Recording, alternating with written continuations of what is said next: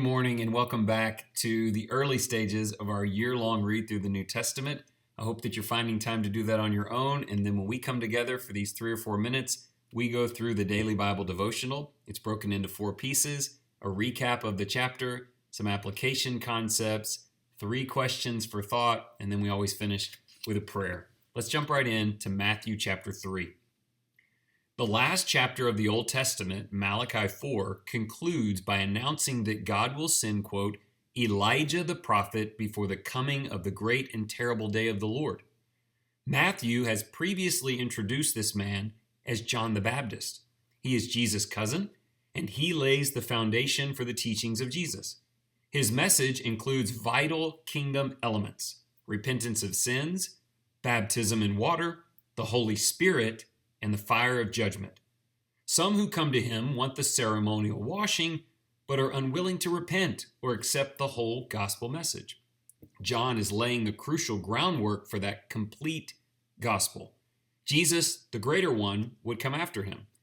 This begins with John baptizing Jesus as the Spirit descends upon him and the Father speaks in approval of his, quote, beloved Son. All right, here's some takeaway ideas that I see in that chapter. Our God wants everyone to be saved in Christ. Therefore, he is clear and concise when it comes to how to be saved. John the Baptist's teachings help us see that.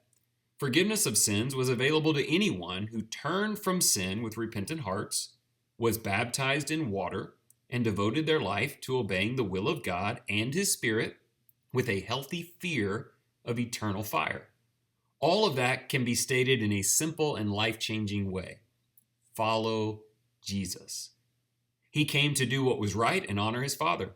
He was baptized in water, quote, to fulfill all righteousness.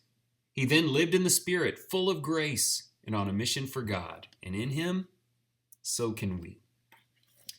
Here are a few questions for the day that may help with that. Does the word repent carry the same significance in your life as it did to Jesus and to John? And how do you go about demonstrating that? Number 2, and similar to it, is baptism as important to you as it was to Jesus and John? Beyond your initial obedience, how do you demonstrate baptism's importance? Maybe by how it changes your life or how you teach it to others. And then number 3, are you living by faith in the Godhead? How do you show love and honor for the Father, the Son, and the Holy Spirit in your daily life? I'll be thinking about that all throughout the day. Let's finish with a prayer.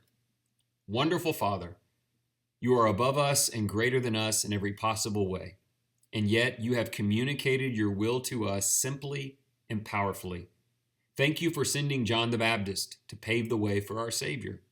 Thank you for sending Jesus to be our example, our teacher, and our victorious King. Help us to be open to the whole gospel in a way that surpasses the Pharisees. Encourage us to live out the teachings of Jesus and to follow his example in all that we do. We pray that in Jesus' glorious name. Thanks for following along today. I hope you have a wonderful day, and I'll be back tomorrow.